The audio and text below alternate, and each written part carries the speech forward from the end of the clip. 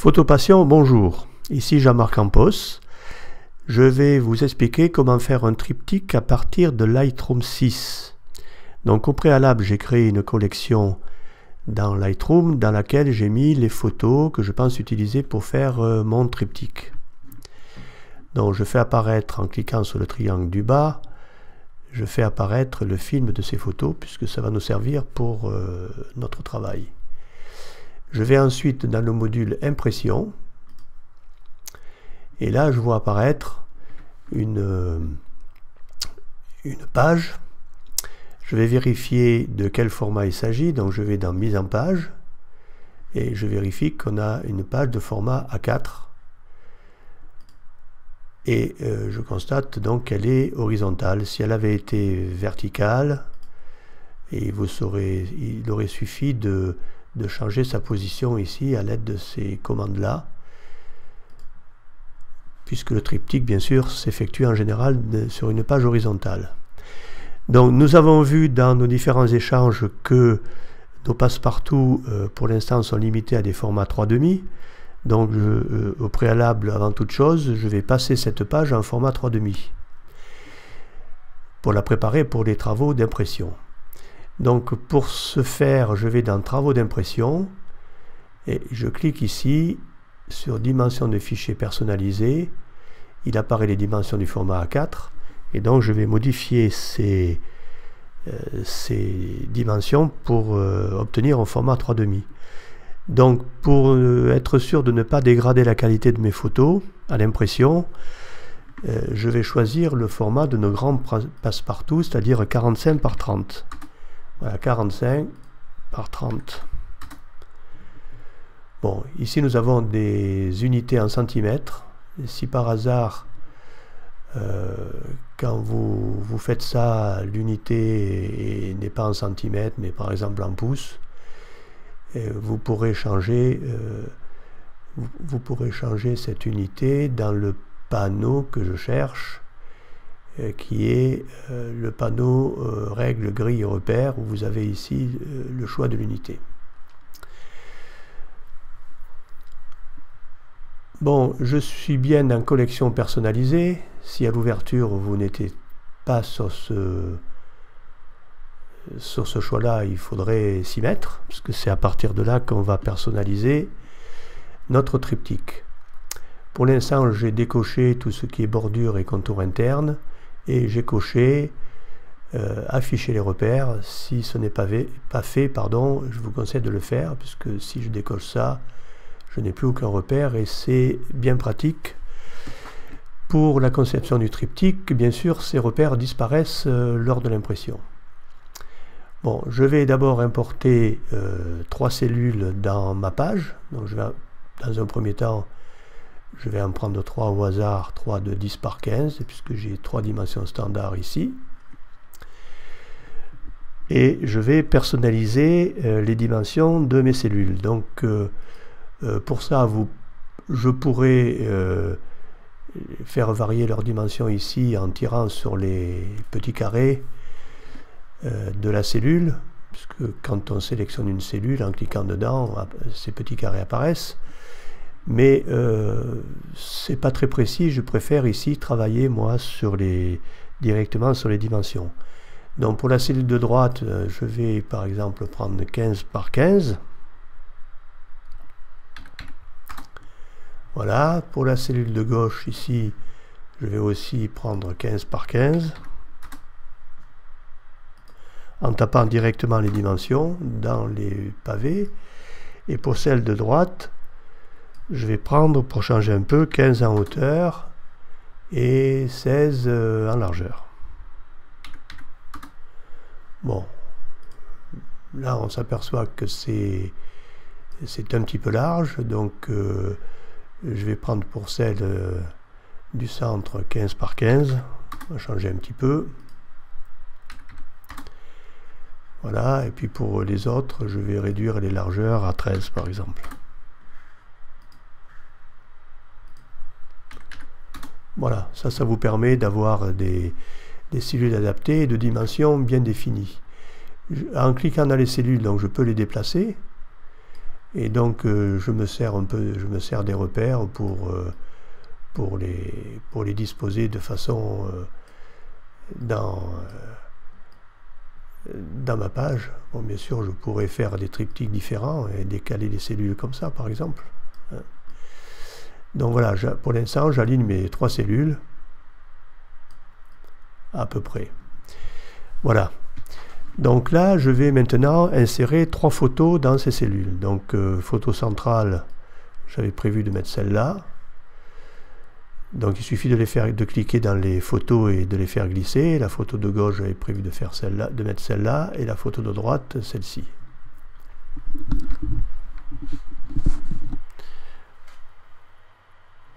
Bon, si on appuie sur la commande, sur la touche commande ou contrôle pour certains ordinateurs, on peut faire varier la position de la photo à l'intérieur de la cellule. Donc là, je peux faire varier en horizontal. En vertical, c'est verrouillé parce que je dois prendre la totalité de la photo.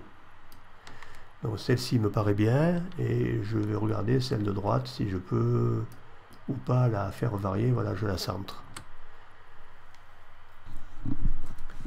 Ensuite, je vais choisir la couleur du fond, de l'arrière-plan. Donc ça se passe dans le module page, ici. Je clique sur la couleur du fond. Et donc là, il apparaît un fond. Et je règle la couleur en cliquant ici dans le petit pavé. Donc je peux prendre un fond noir, un fond blanc, un fond gris. Ça, c'est les couleurs un petit peu standards. Ou alors, en montant ici l'ascenseur des couleurs, je peux choisir un fond plus personnalisé. Voilà. Étant donné que là, ça se passe un peu en forêt, on va prendre dans les verts, voilà, un fond un peu... Je peux rajouter du texte. Donc pour ça, il faut cliquer sur plaque d'identité. Bon, il apparaît le nom du propriétaire de l'ordinateur. Et donc en cliquant dedans, en cliquant dans ce pavé, on va modifier le nom. Donc ici, je vais, par exemple,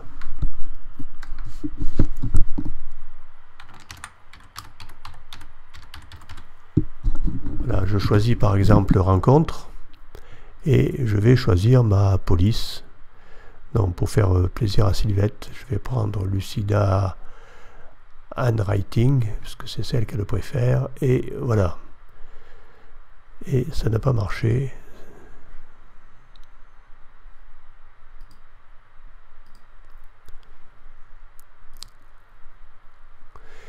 Je ne sais pas pourquoi. Voilà, donc je vais prendre Lucida Handwriting.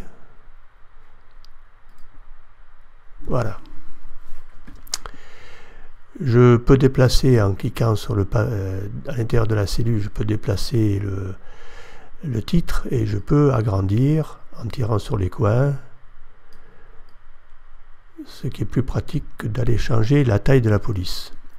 Je peux également changer la couleur de ce texte, donc par exemple en mettant ça en jaune.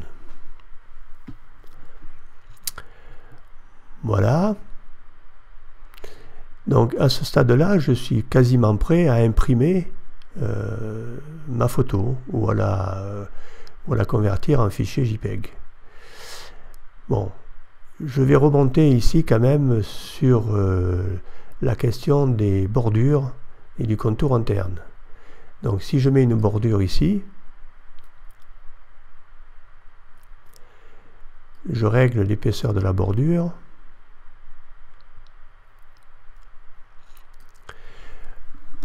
Bon, vous voyez que cette bordure apparaît sur un verre un petit peu différent, mais tout ça c'est très artificiel parce qu'à l'impression, je n'aurai plus les repères. Donc si j'enlève les repères, la bordure disparaît. Alors pourquoi? Parce que cette bordure, elle est de la couleur du fond. Et donc on pourrait se dire que ça ne sert pas à grand chose, mais on va voir qu'on peut quand même l'utiliser. Donc je ne mets pas de bordure et je mets un contour interne. Alors là, le contour interne, c'est mieux parce que si j'enlève les repères, on voit bien que le contour interne reste. Et il peut vous servir de bordure à ce stade-là. Donc vous choisissez la largeur du contour et vous choisissez la couleur, parce que là, vert, c'était pas très réussi. Et je vais prendre la même couleur que le texte.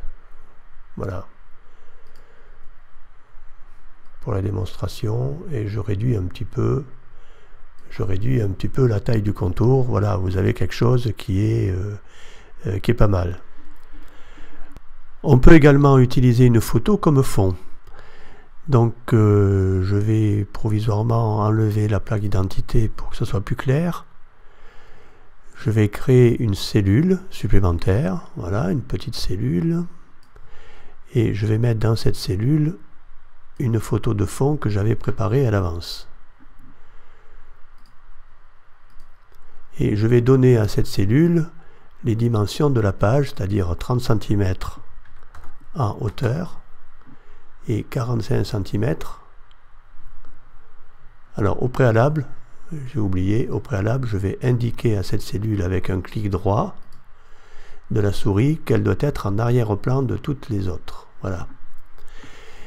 Donc j'ai ma cellule qui a 30 cm en hauteur et je lui donne 45 cm en largeur. Et donc j'ai ici mon arrière-plan encore plus personnalisé. Alors vous constatez que le contour interne apparaît évidemment sur toutes les cellules, y compris sur celle-là. Maintenant, si je reviens sur les bordures, et si je mets ajouter une bordure, voilà, là la bordure apparaît, puisque la bordure, elle va être de la couleur de l'arrière-plan qu'on a sélectionné ici. Voilà, couleur de l'arrière-plan de la page.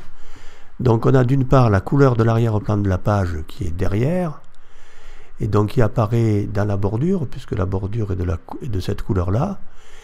Et on a la couleur jaune du contour, et la couleur de l'arrière-plan personnalisée que l'on a décidé de mettre. Donc voilà, vous avez, si je rajoute ici la plaque d'identité, vous avez ici un autre aspect du triptyque.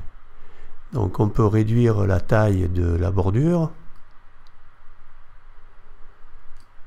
On peut réduire un peu voilà. Et on a un triptyque différent. Bon, c'est pas forcément toujours réussi, hein, donc je vais quand même enlever la bordure qui perturbe plus qu'autre chose, et j'ai un triptyque assez sympa. Je peux m'organiser pour faire chevaucher les photos. Donc par exemple, si ici je décidais d'agrandir cette photo et de la passer par exemple en 20-20,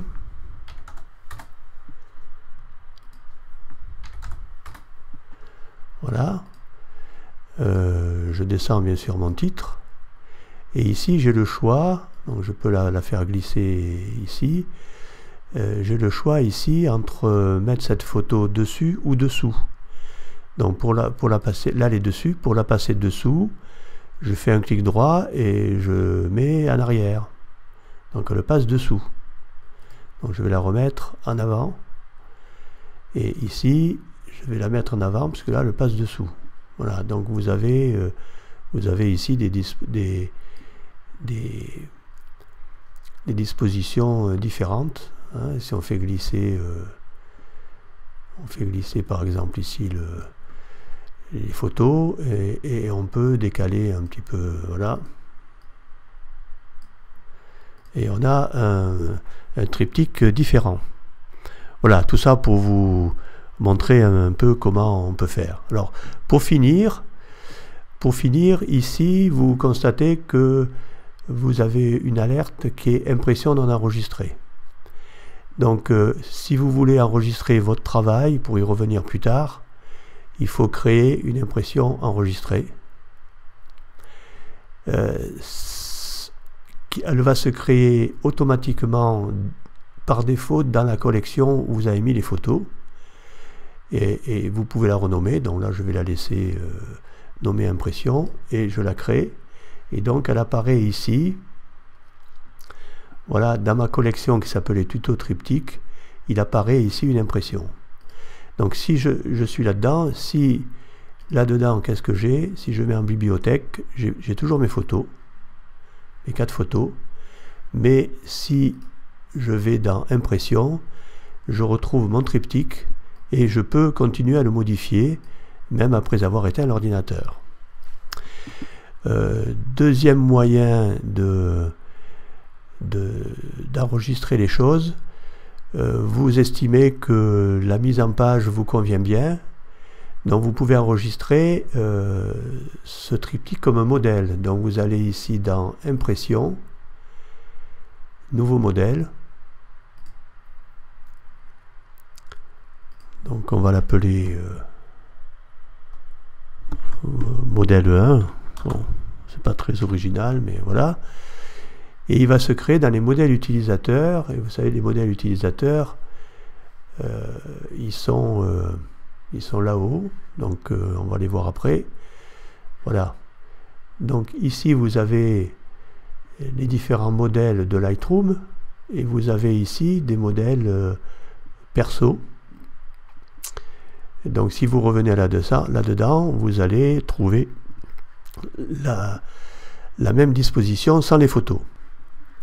Alors maintenant, il ne vous reste plus qu'à imprimer au sens de Lightroom votre triptyque. Donc tout ça, ça se passe dans Travaux d'impression.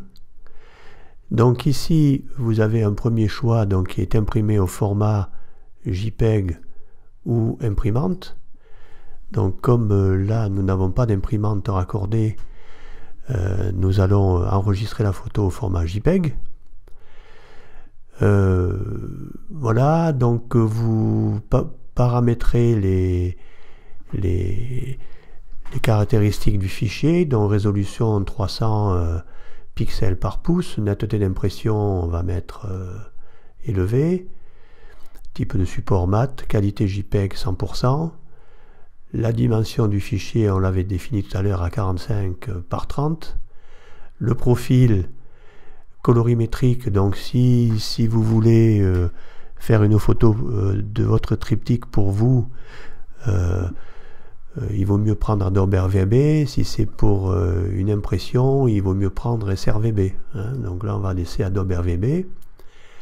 Voilà, et donc pour enregistrer votre photo JPEG, donc là, vous allez bien avoir une photo JPEG de votre triptyque, dont vous ne pourrez plus après modifier bouger les cases, etc. Hein.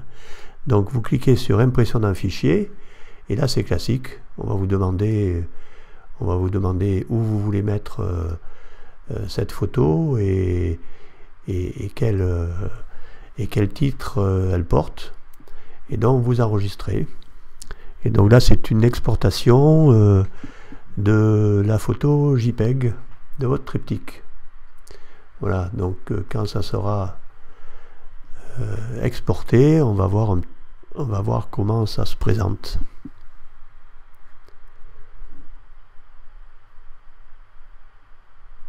Voilà. L'exportation est terminée. Je retrouve donc ma photo ici. Et voilà, j'ai ma photo JPEG qui correspond à la dernière phase de notre triptyque. Voilà, donc j'espère que vous avez bien profité de ce tuto et je vous souhaite de faire de beaux triptyques. À bientôt, au revoir.